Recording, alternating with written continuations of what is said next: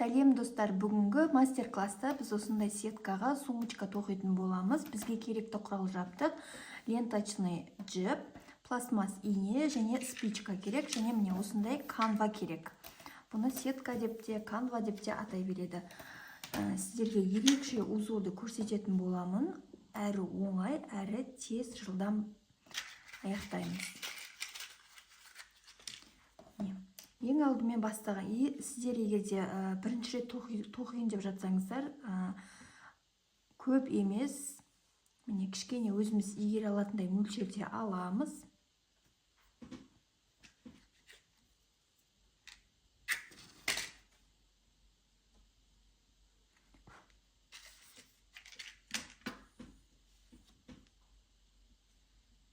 Міндетті түрде жіптің ұшын күйдіру керек, себебі қырқатын болсақ, бұл жер сөгіледі, ал сөгілгеннен кейін мүлде жарамсыз болып қалады.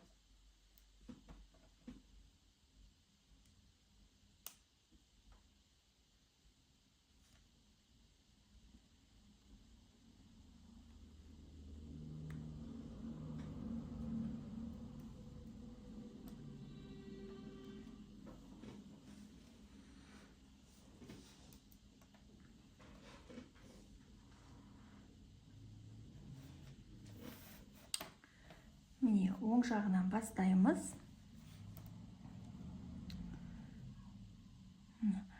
1, 2, 3, 4. 2, 3, 4 міне. Бізде мынаны санамаймыз, тек мына бұрыштан бір клетка қалдырып, 1, 2, 3, 4. Төртіншісінен аламыз. Және мынау ұшын ұстап тұрамыз. 1, 2, 3, 4. Содан қайтадан бері қарай тартамыз. Міне. Енді екінші жіпті біз бұлай түсіреміз. Мысалы мынау тұр ғой. 1, 2, 3, 4 болып тұр ғой. Енді мынада 1, 2, 3. Міне астынан кіргіземіз.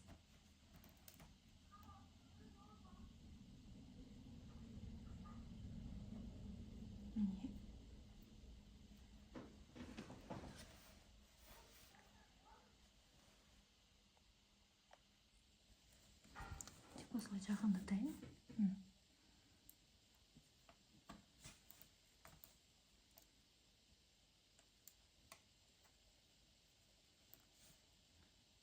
Осылай жіпті оң қаратып түзулеп аламыз. Және тағы да мына 1, 2, 3.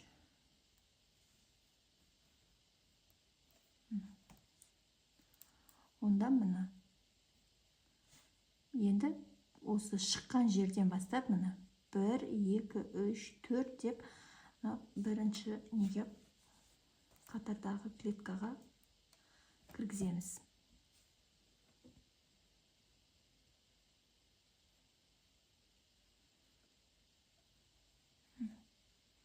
Мынаны ұстап тұрамыз. Немесе күйдіріп, тағы да осындай артқы жағына жабыстыруға болады. Мен осылай бірінші артынан өткізіп, тоқып жіберемін қосып. Бұл бізде бір узор болып саналады. Енді келесі 1, 2, 3. Жоқ, мына жерден басталады. 1, 2, 3, 4.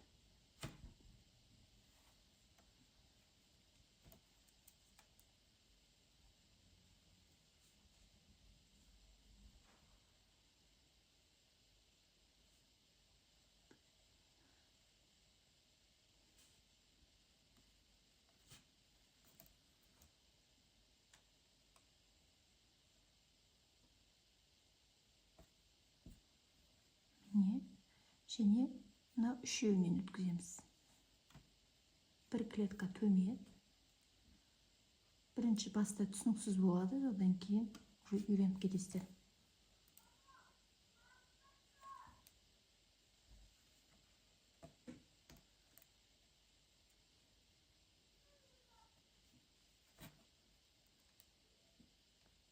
міндетті түрде жіпті мысалы артыда осылай болады. Себебі егер де мынаны жанынан өткізіп мына жерінен шығарып былай апаруға да болатын еді, олай істеуге болмайды. Себебі мынау біздің жібіміз мына клетканың мына жақ қырына келіп,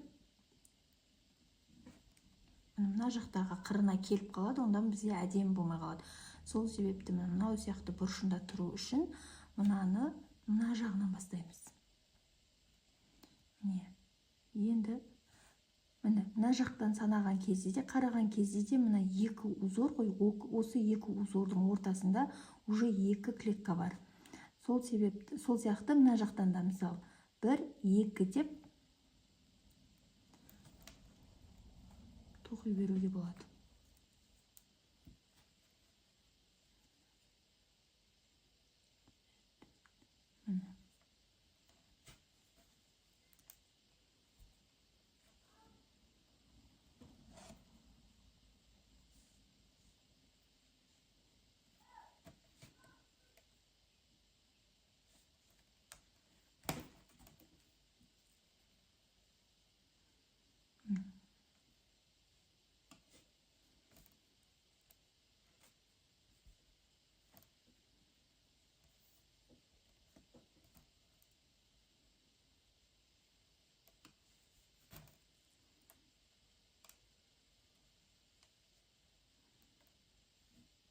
Енді мынаусын былай күйдіріп мына жаққа жабыстыруға болады.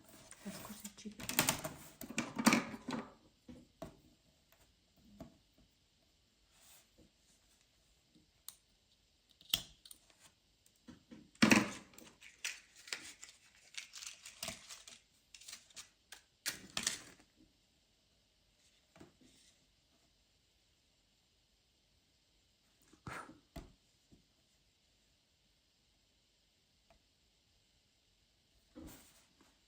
Осылай жабыстырып қоюға болады.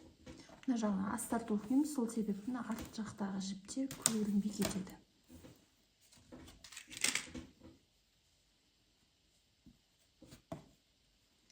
Міне бізде үшінші узор 1, 2.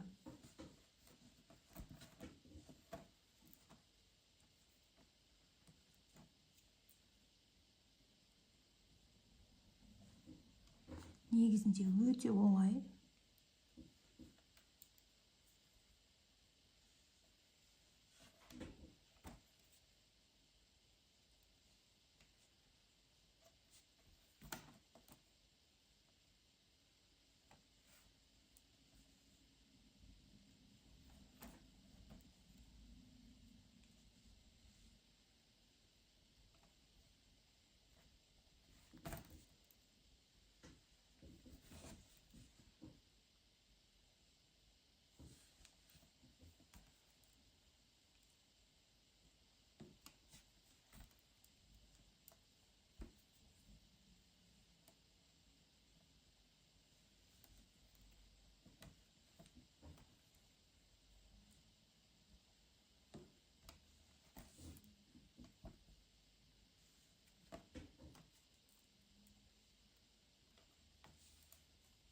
Екі.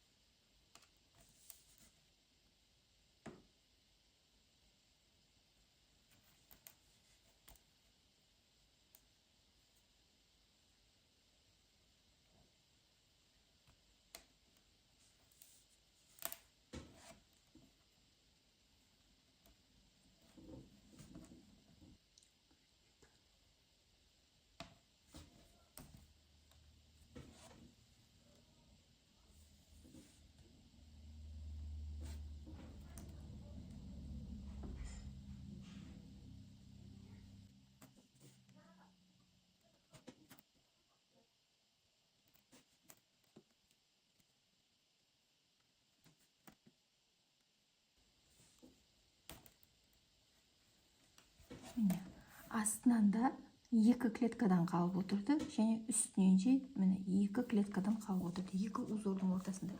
Енді біздің жібіміз бітіп қалды. Әрмен қарай тағы да біз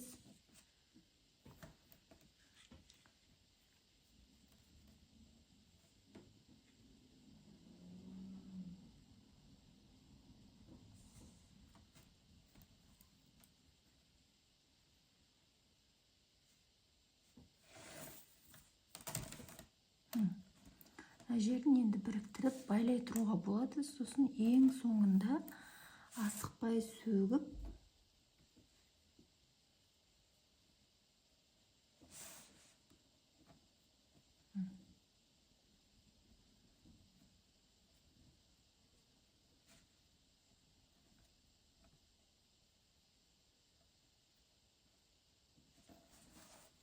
міне уақытша байлай тұрдым.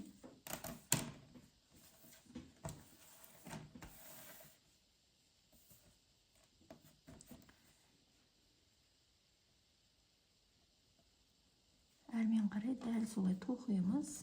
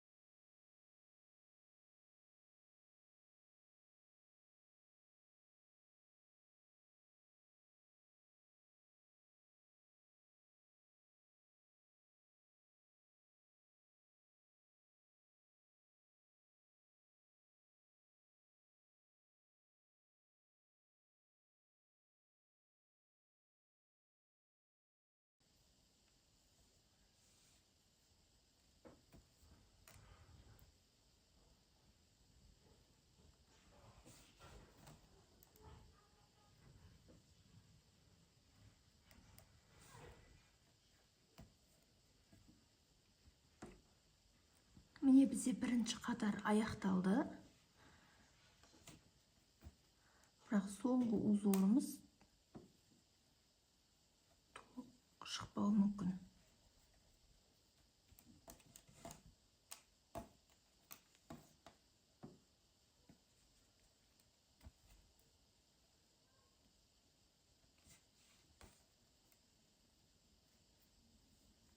Міне, бізде клетка жетпей қалды. Сол себепті мына жерде бұрышында екеу бар екен, осы екеуінен ғана өткіземіз.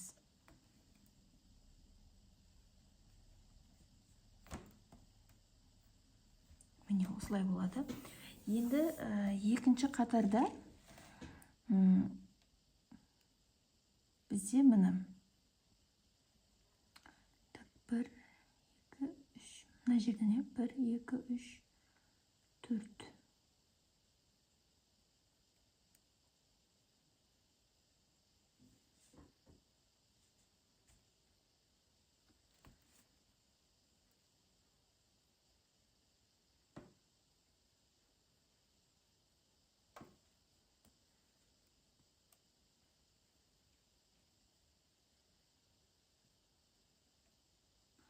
Осы жерден ғана бір орап аламыз. Егер де бізде мына узорымыз толық болған кезде, онда біз мына жерден былай қарай істеуіміз керек. Енді мына жерде бір орап алғаннан кейін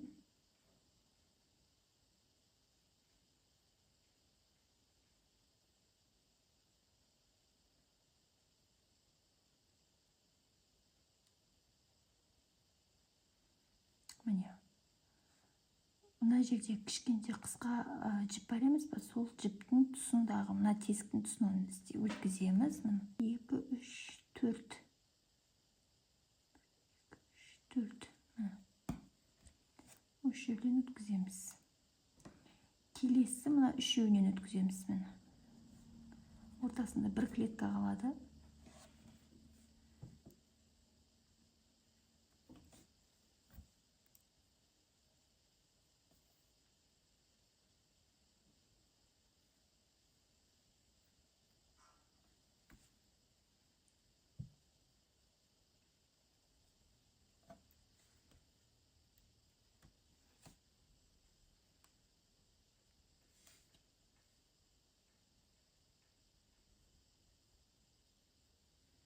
Келесіде міне бізде екінші қатардағы бірінші узор міне осылай шықты.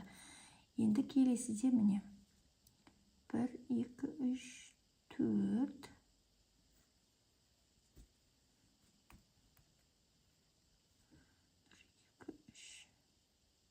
1, 2, 3, 4. Мен төртіншісіне өткіземіз.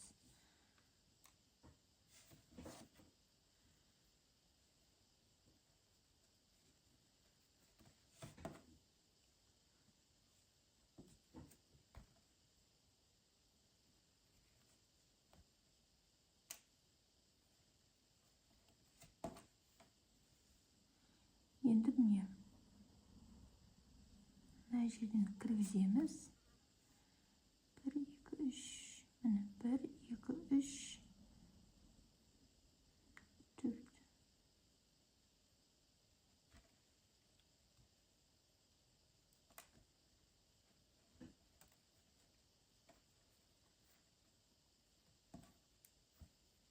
Тағы да біреуін көрсетейін. Мына жерден шығарамыз инені. 1, 2, 3, 4. Қарап тұрсаңыздар, міне екінші қатарда да міне арасында 2 клеткадан қалып отыр. Сол жағында есептейміз.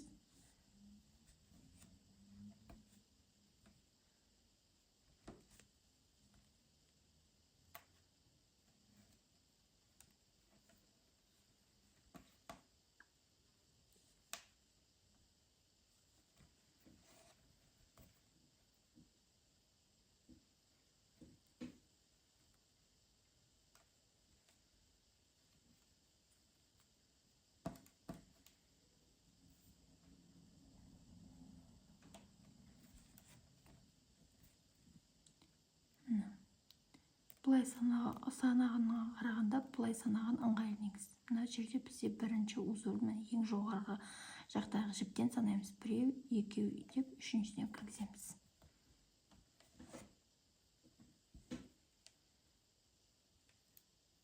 Және мынау.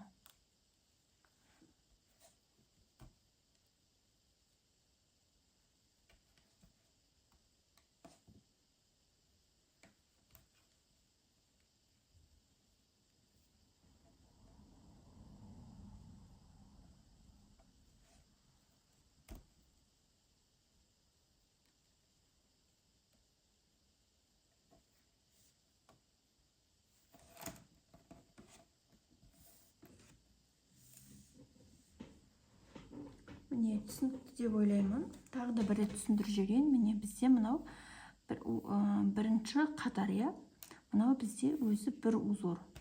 Енді міне екінші қатар кезде, мысалы мынандай жерде клетка қалып кетуі мүмкін. Оны қазір осыны аяқтағаннан кейін көрсетіп шығамын. Ол біреу екеу қалса ештеңе етпейді, себебі біз ең басты узорымызды шығаруымыз керекпіз. Міне мына жерде мысалы мына бір узор аяқталмай қалды, бірақ мына жақтағы бұрышына қараймыз. Бізде мына жерде екінші қатар ғой, екінші қатарда да бізде екі клетка алға жылжып отырады. Міне бір, екі, және жанынан да бір, екі клетка, астында да міне бір, екі клеткадан қалып отыр. Міне біздегі мынау жарты аяқсыз қалған узорымыздың міндетті түрде тұсынан мына жер толығу керек. Бір жібін және ортада мына жерде 4 клетка, 3 клетка, 4 клетка. 4 клетка, 3 клетка, 4 клетка. Міндетті түрде мына ашық узордан көрсетейін. Мына жер бізде былай бір-біріне қарама-қарсы болып тұру керек. Мысалы мынау былай қарай тұрса, екінші қатардағы бізге былай қарай болып тұрады. Міне бір-біріне осылай қарама-қарсы болып тұр. Солай міне қазірде мысалы мына жерден бір жіпті 4 клетка, 4-ші клеткадан саласыз. Одан кейін ортасында міне 3 клетка. Одан кейін мына узордың мынаның үстінен өткізіп барып 4-ші клеткадан саласыз. Дәл осылай осы аяғына дейін тоқып шығамыз. Міне менің сумочкамның басты бөлігі бітті. Қазір сіздерге мына бөлігін тоқуды көрсететін боламын. Міне мына артын өзім уақытты үнемдеу үшін осылай бір байлап істеп алдым. Енді осыларды ағытып, тарқатып, ұшын күйдіріп, мына жіптердің өзіне жабыстырып шығатын боламын. Енді қазір біз міне узорларымыз бір-біріне қарама-қарсы тоқылды. Мен мына бетін тоқып қойған болатынмын. Енді қазір сіздерге мына қабырғасын тоқимыз. Бірінші тоққан кезде мына дәл осылай тоқып шығамыз ғой. Одан кейін мына екі қабырғасы қалады, екі жаны. Енді тағы да соны көрсететін боламын, қалай тоқылуын.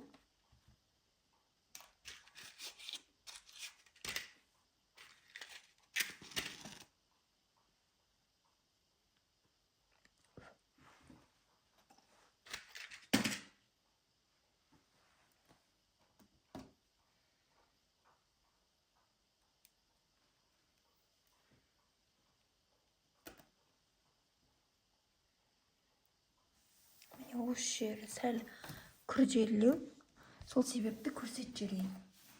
Міне бізде басты бөлігін тоқып шыққаннан кейін міне мына жерде осылай 4 узор қалды. Енді осыны біз әрмен қарай жалғастырып алып кетуіміз керек. Міне 4 узор былай тұр. Енді келесі қатар бізге мына узорларға қарама-қарсы болу керек. Ол үшін міне бізде бір узор, сол узордың мына тұсынан жүремін.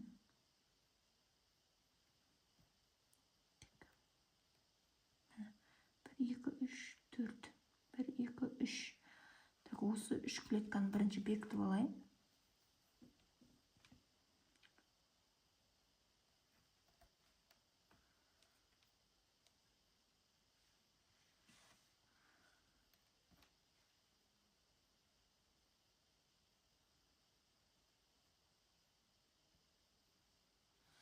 мына жерден өткізуге болмайды, себебі мына жерде жіптер екеуі айқасып қалады. Сол себепті мына ашық жерінен өткізе беремін.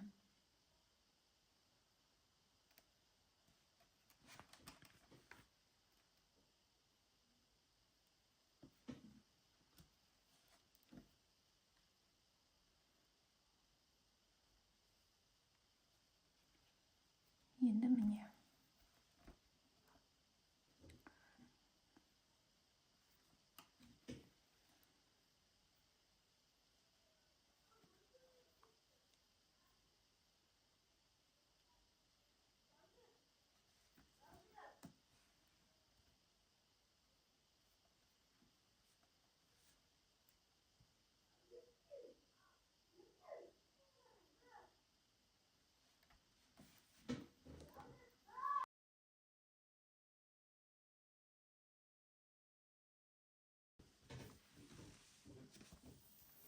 Бұлай өзіме ыңғайлап алайын.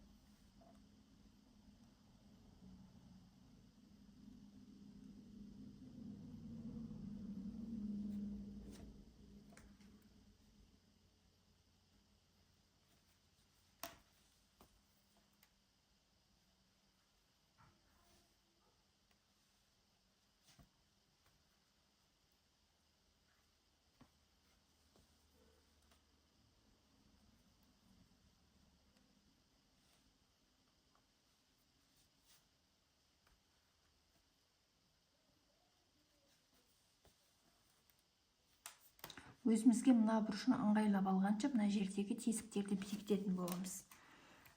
Мысалы үшін мен мына жағында тоқыған кезде мына жерде байқасаңыздар, міне екі узорда төртеу болып кеткен. Себебі мына узорларға қарап тоқыған, қарама қарсы тоқылу керек, және мына жерде менде екі клетка артылып қалды.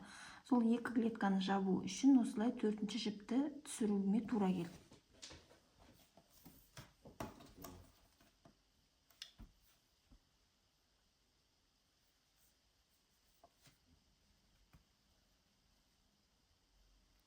Міне бір, екі.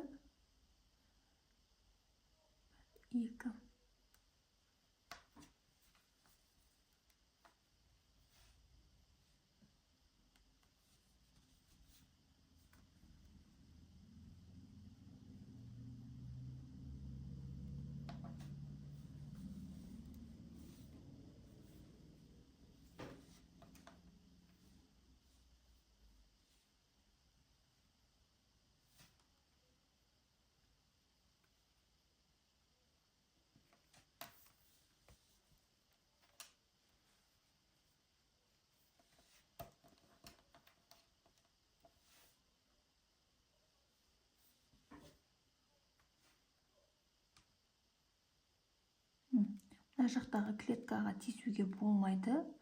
Сол себепті мына жерден, жоқ, мына жерден өткіземін. Мына жердегі клеткаға теспейміз.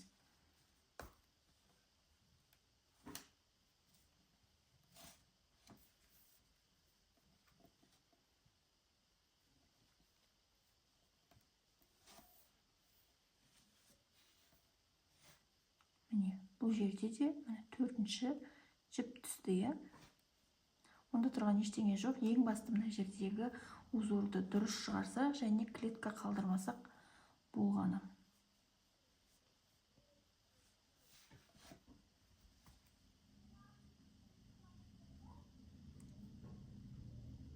Бір, екі, үш, төрт.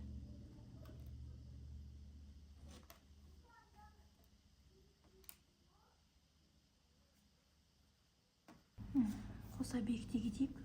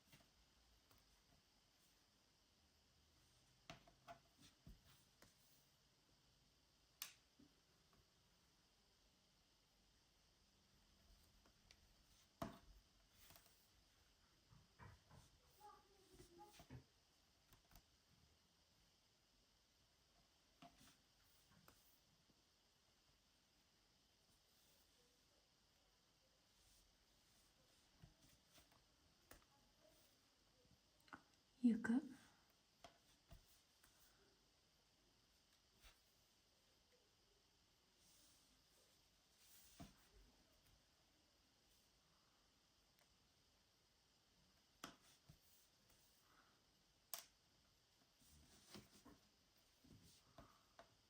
Міне бұл қатар тек үшеуден өткізіп жатырмық қой. Мынала сияқты төртеу болған жоқ, иә.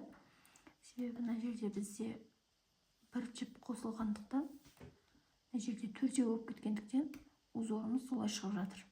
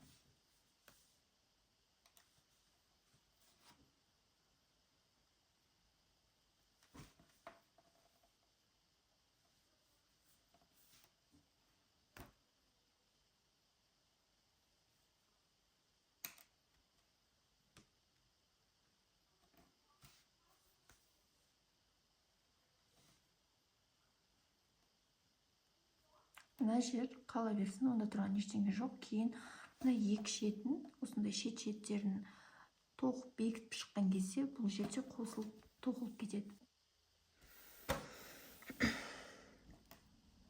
Міне мен жібім бітті. Енді тағы да жіп өткізіп алып, жұмысымды айналдырамын да.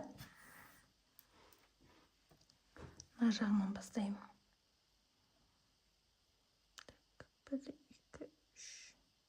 Негізі мына жерге тағы да бір клеткадан өткізу керек. Мына жақта бізде жіңішке болғандықтан одан өткізбейміз.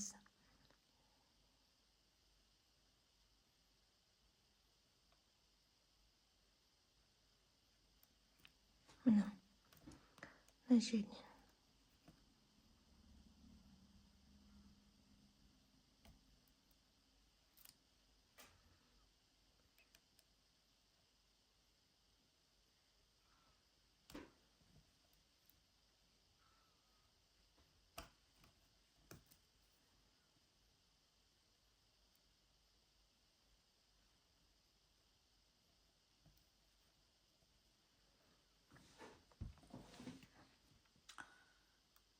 Келестемін тағы да.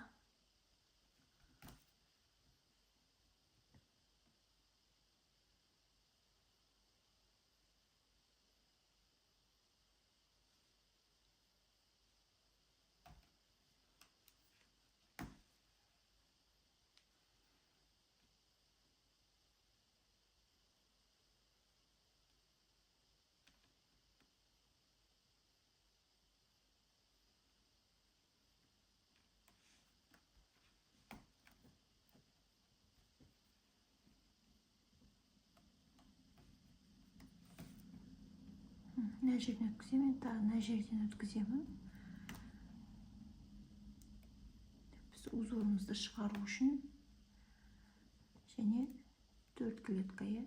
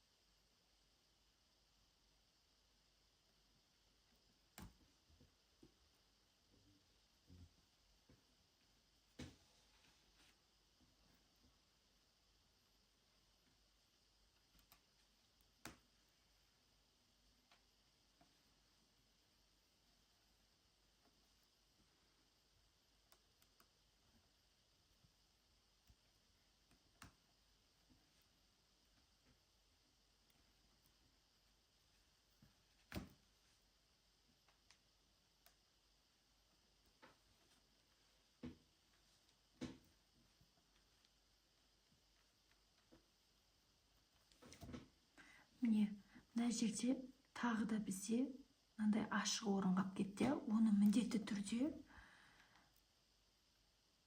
бірден бекітіп кетеміз.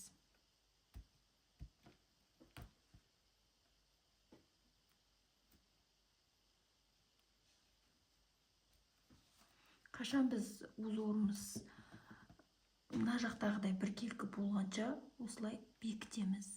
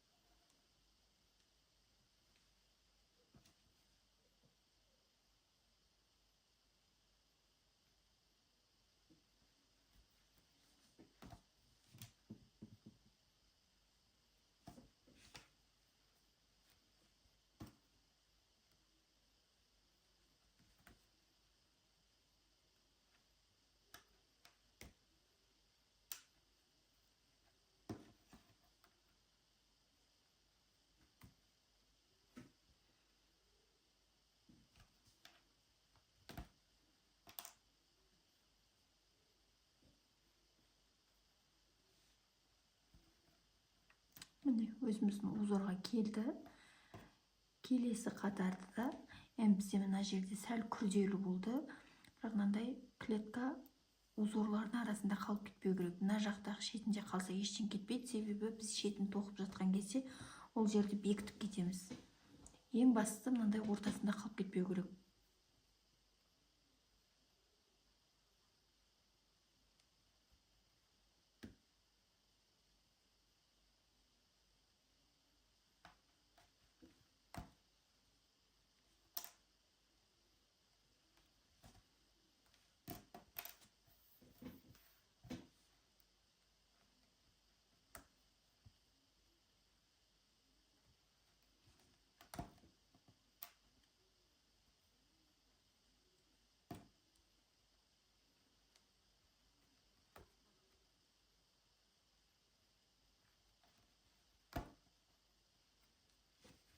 Міне ендігісі оңай.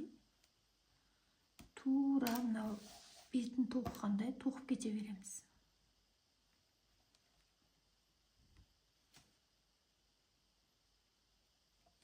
Пока байлай тұрайық.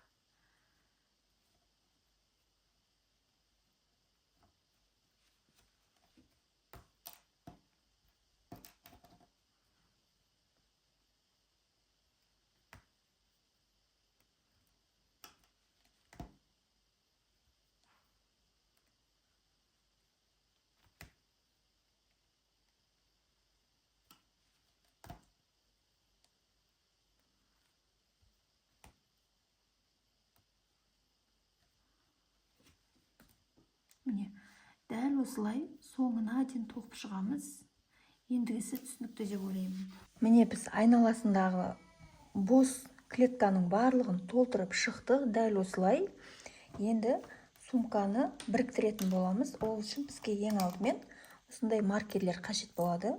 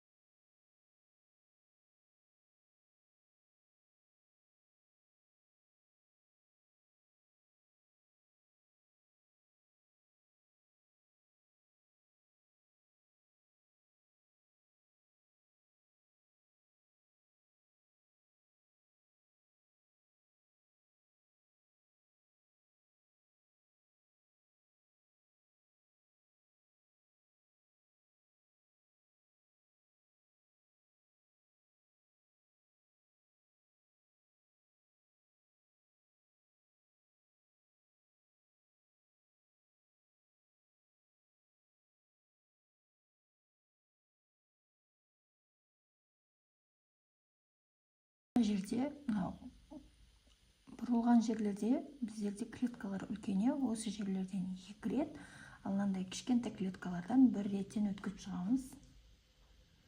Және тартып отырамыз.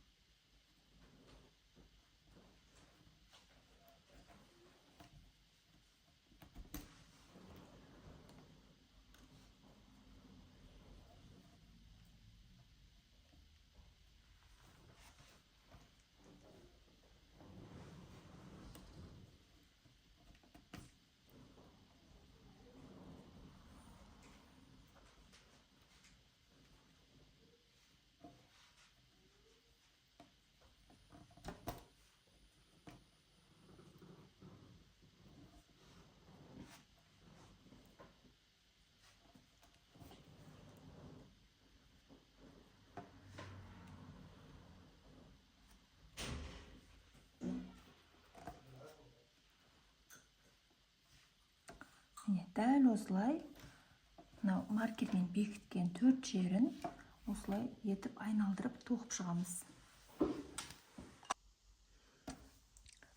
Міне қыздар, біздің сумкамыз дайын болды. Барлық 4 жағында бұлай айналдыра тоқып шықтым. Міне енді шетіне мына осындай кольцосын қадап, және де мынандай бізге цеп керек болады. Сол цепті қыстырамыз.